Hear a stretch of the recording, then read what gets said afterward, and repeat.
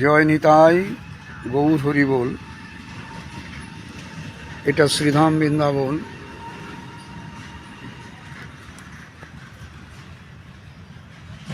আপনারা দর্শন করুন, আনন্দ পান। আজকের আমাদের আলোচনার বিষয় 26টি গুণই কি প্রয়োজন। একটু মন দিয়ে শুনবেন, মন দিয়ে শুনলেই আপনারা আনন্দ পাবেন।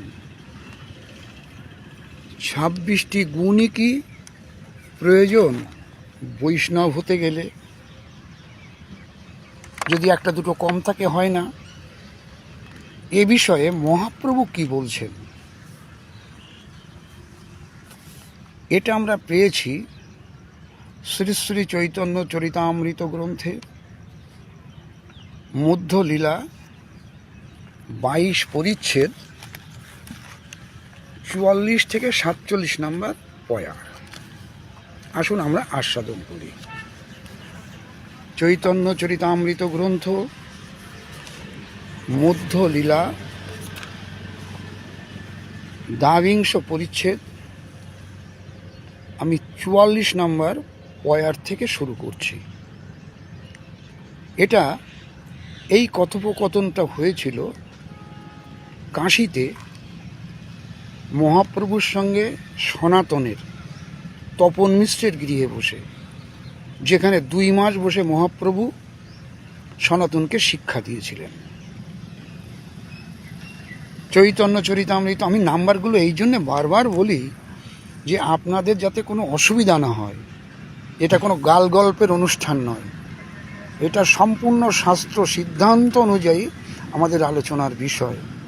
কারণ জীবন থেকে এক একটা ক্ষণ চলে যাচ্ছে আমাদের, সেই ক্ষণটার পাবো না।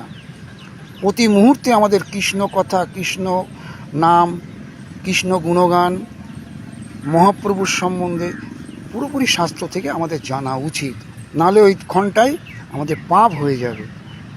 হরিবল। তাহলে এখানে কি বলছেন মহাপ্রভু, যে 26টা গুণ কি প্রয়োজন, আর সেই 26টা গুণ কি, মহাপ্রভু সনাতনকে কি বলছেন একটু মন দিয়ে শুনুন। এই সব গুণ হয় বৈষ্ণব লক্ষণ, সব কহা না যায় করি দিক দর্শন। বুঝতেই পারলেন কথাটার মানে? মহাপ্রভু সনাতনকে বলছেন তপন মিশ্রের গৃহে কাশীতে বসে, এই সব গুণ হয় বৈষ্ণব লক্ষণ। তাহলে এটা থেকে আপনারা জানতে পারবেন বৈষ্ণবের কি কি লক্ষণ থাকবে, কি কি গুণ থাকবে। সব কহা না যায় বলছেন, আমি সব বলছি না, বলতে পারছি না, এখানে সব বলছি না। করি দিক দর্শন, আসল যেগুলো মেন সেইগুলো আমি বলছি, সনাতন তুমি শোনো। আপনারা গুনতে পারেন কটা গুণ হচ্ছে: কৃপালু, অকৃতদ্রোহ, সত্যসার, সম, 4টে গুণ হলো।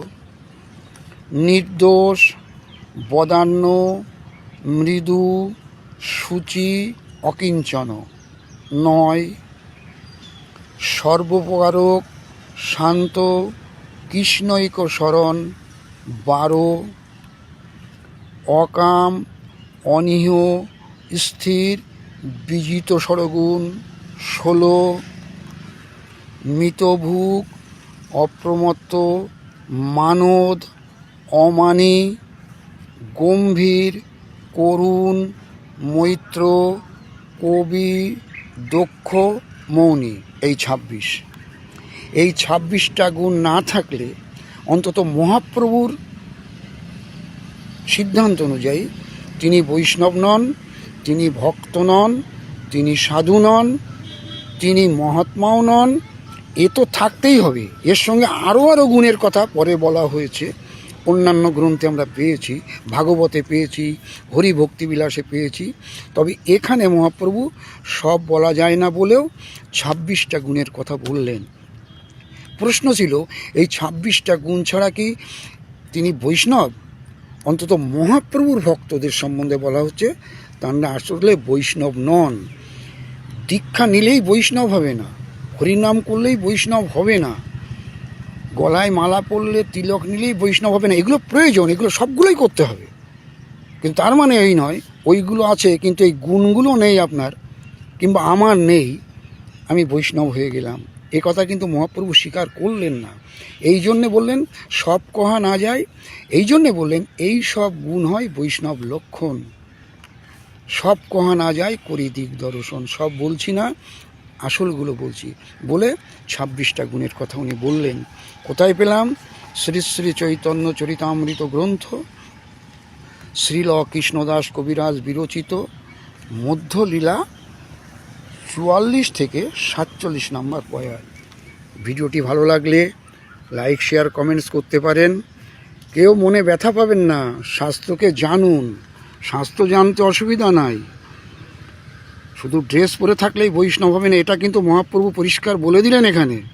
অবশ্যই ড্রেস পরতে হবে, অবশ্যই তিলক করতে হবে, অবশ্যই হরির নাম করতে হবে, অবশ্যই ভগবানকে ভোগ লাগিয়ে প্রসাদ পেতে হবে, সব ঠিক আছে, কিন্তু এই গুণগুলোও কিন্তু থাকতে হবে। জয় নিতাই, গৌর হরি বল, জয় শ্রী রাধে শ্যাম, জয় বৃন্দাবন ধাম কি জয় হোক। বৃন্দাবন ধাম থেকে বলছিলাম, রাধে রাধে।